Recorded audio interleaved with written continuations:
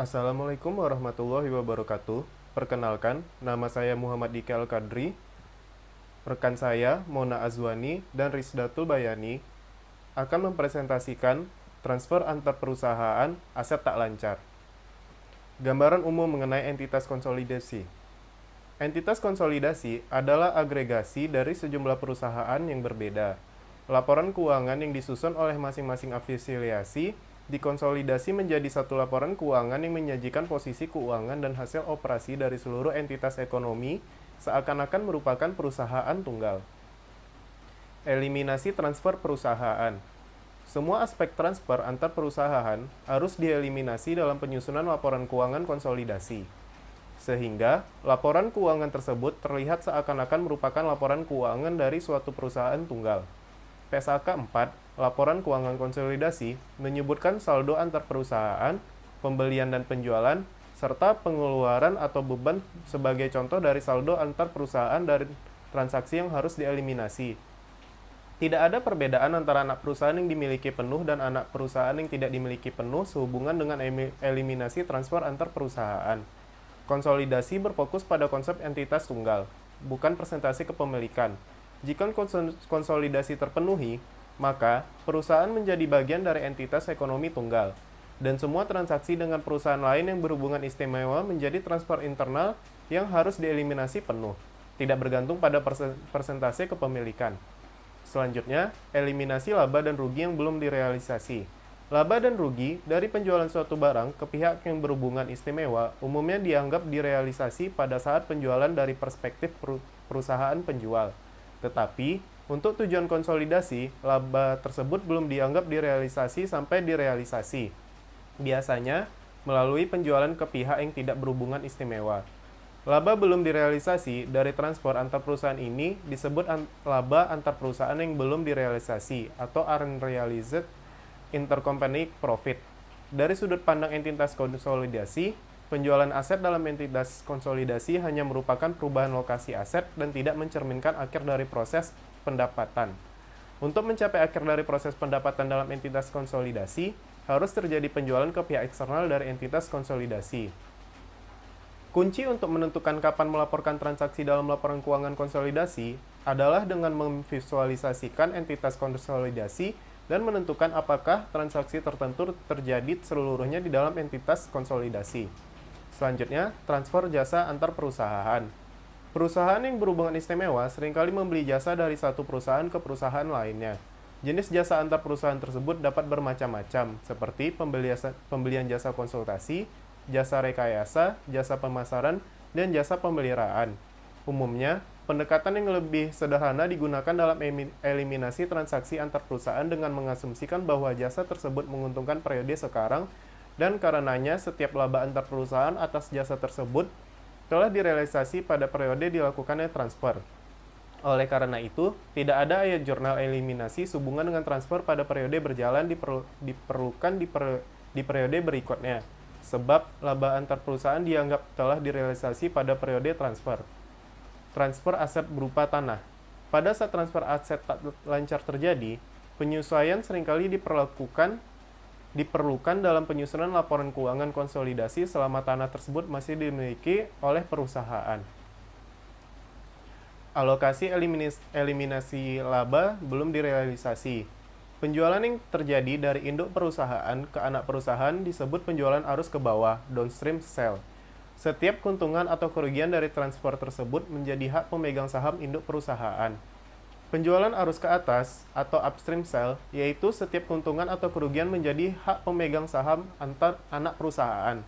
Jika anak perusahaan dimiliki penuh, maka semua keuntungan atau kerugian pada akhirnya menjadi hak induk perusahaan sebagai satu-satunya pemegang saham. Akan tetapi, jika anak perusahaan tidak dimiliki penuh, maka keuntungan atau kerugian dari penjualan arus ke atas harus dibagi antara induk perusahaan dan pemegang saham minoritas. Sekian, selanjutnya akan dilanjutkan oleh rekan saya. Selanjutnya yaitu alokasi eliminasi laba belum direalisasi. Secara khusus, keuntungan dan kerugian antar perusahaan yang belum direalisasi dieliminasi dengan cara yang pertama adalah penjualan dan yang kedua itu adalah eliminasi, di mana di dalam metode penjualan berapa arus kas ke bawah dan arus kas ke atas. Nah, dalam arus kas ke atas ini ada anak perusahaan di manajemen penuh dan anak perusahaan di manajemen mayoritas.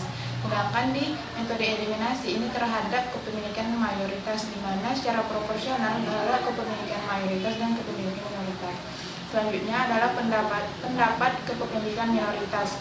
Laba yang dialokasikan ke kepemilikan minoritas adalah bagian proporsional kepemilikan minoritas atas laba direalisasi anak perusahaan dalam transaksi dengan pihak eksternal dari entitas konsolidasi.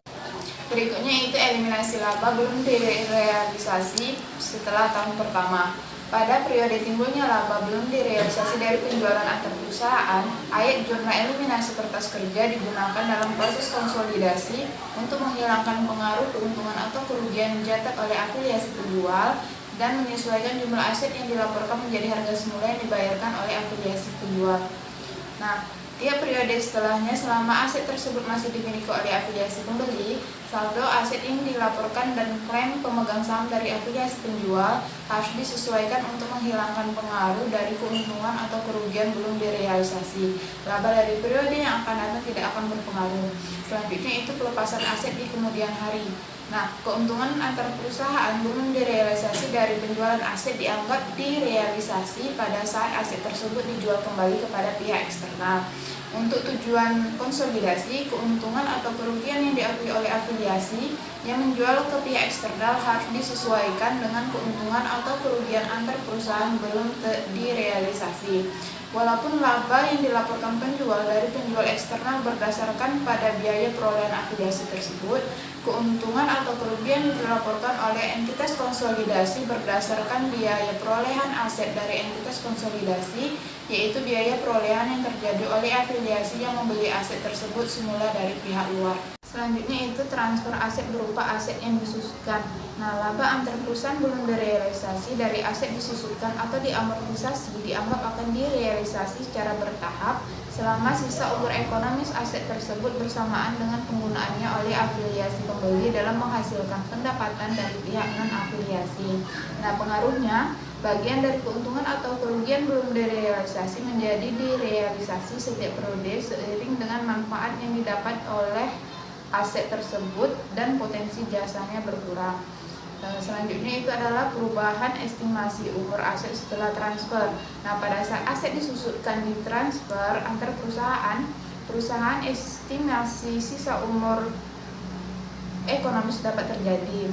Nah, jika terjadi perubahan estimasi sisa umur aset disusutkan pada saat transfer antar perusahaan, maka perlakuannya sama dengan jika perubahan tersebut terjadi pada saat aset tersebut masih terdapat pada pembukuan afiliasi yang mentransfer. Sisa masa manfaat yang baru digunakan sebagai dasar penyusutan, baik untuk afiliasi pembeli maupun untuk tujuan penyusunan laporan keuangan konsolidasi.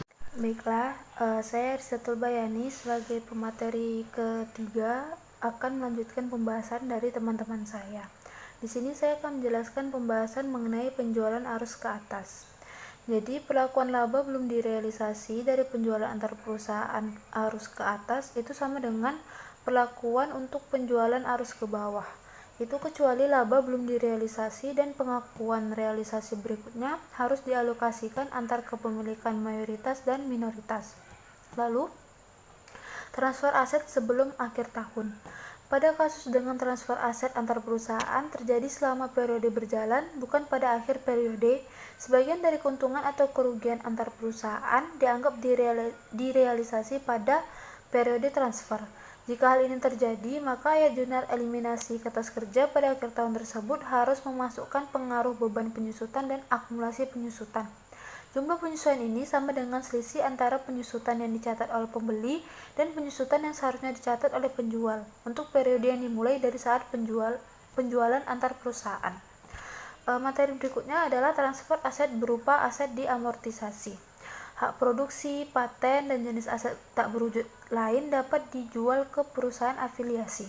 Akuntansi untuk aset tak berwujud biasanya berbeda dengan akuntansi aset berwujud dalam hal amortisasi. Aset tak berwujud umumnya dilaporkan sebesar saldo sisa yang belum diamortisasi tanpa penggunaan akun kontra. Selain menetokan akumulasi amortisasi dari aset tak berwujud terhadap biaya perolehan aset, penjualan aset tak berwujud antar perusahaan diperlakukan dengan cara yang sama dengan penjualan aset berwujud antar perusahaan. Transfer aset tak lancar antar perusahaan. Ini metode ekuitas disesuaikan penuh dan metode biaya. Induk perusahaan dapat menggunakan pencatatan akuntansi atas anak perusahaan menggunakan salah satu metode dari beberapa metode yang ada. Selama anak perusahaan tersebut dikonsolidasi, metode akuntansi anak perusahaan di pembukuan induk perusahaan tidak mempunyai pengaruh terhadap laporan keuangan konsolidasi. Metode yang pertama adalah metode ekuitas disesuaikan penuh. Suatu perusahaan yang memilih untuk mencatat investasinya menggunakan metode ini mencatat bagian proporsional dari laba dan dividen anak perusahaan. Selain itu, bagian investor dari laba antar perusahaan dari transaksi antar perusahaan dihilangkan dari laba induk perusahaan pada periode penjualan antar perusahaan dengan mengurangi akun investasi dan laba yang diakui dari investor. Pada saat laba antar perusahaan di kemudian hari direalisasi, investor meningkatkan akun investasi dan laba yang diakui dari investor. Dengan penyesuaian ini, laba bersih induk perusahaan akan sama dengan laba bersih konsolidasi. Dan metode yang terakhir adalah metode biaya. Apabila menggunakan metode biaya untuk akuntansi investasi pada anak perusahaan, induk perusahaan mencatat dividen yang diterima dari anak perusahaan selama periode berjalan sebagai pendapatan. Dalam metode biaya, tidak ada jurnal yang dibuat untuk mencatat bagian induk perusahaan atas laba anak perusahaan yang tidak didistribusikan, amortisasi diferensial, atau menghilangkan laba antar perusahaan belum direalisasi. Baiklah, cukup sekian pembahasan dari kelompok kami. Mohon maaf jika ada kesalahan. Wabillahi taufiq wal hidayah. Wassalamualaikum warahmatullahi wabarakatuh.